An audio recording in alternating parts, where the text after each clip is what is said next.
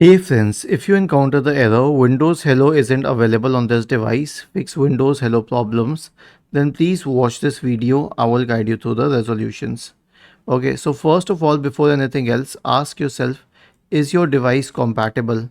Because if your device doesn't have the security features and if it is not compatible, then it will not work. Okay, so that's the thing. And for that, the best way to check it is press the Windows key and the R key together, search for tpm.msc and hit enter.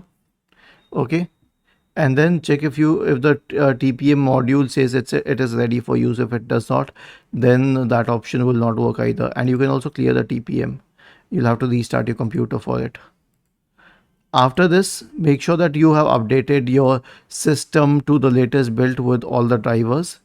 Right click on the start button, select settings from the menu, go to the Windows Update tab on the list on the left hand side, select advanced options, click on optional updates, install any updates that are available, click on check for updates. Was this helpful? If yes, then please subscribe to the channel, and if not, then let us know in the comment section of the video on how we could help you further. Thank you for watching this video and have a nice day.